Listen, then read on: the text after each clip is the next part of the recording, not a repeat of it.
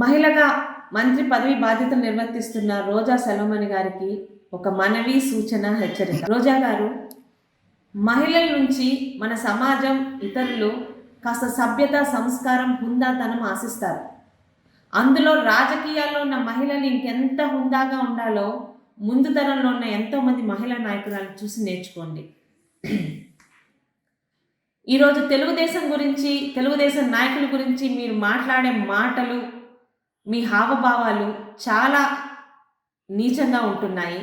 ముఖ్యంగా మీకు ఎలా ఉందో నాకు తెలియదు, కానీ మీ గురించి ఆంధ్ర రాష్ట్రంలో ఇతర మహిళలు తిరుగుతున్న తిట్లు అవన్నీ వింటుంటే మీరు ఏ పార్టీ వారైనా సరే కానీ మహిళ కాబట్టి మహిళలుగా మేమందరం కూడా సిగ్గుపడుతున్నాం. ఏ రంగంలో మహిళలు ఎలా ఉండకూడదో అలా ఉంటున్నారు మీరు. ఈరోజు 175 నియోజకవర్గాల్లో తెలుగుదేశం పార్టీ అభ్యర్థుల గురించి నోరు పారేసుకుంటున్నారు.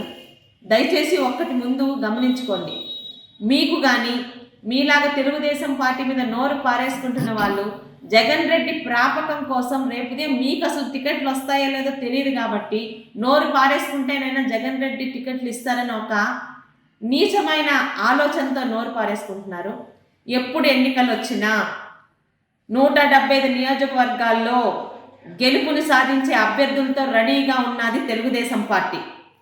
ఇక ఓటమి బాటే కాదు, పతనావస్థకు చేరుకున్న మీ వైఎస్ఆర్పీ పార్టీలో అసలు రేపుదే మీకు టికెట్ ఇస్తారో లేదో ముందు అది కనుక్కొని అప్పుడు మాట్లాడితే బాగుంటుంది.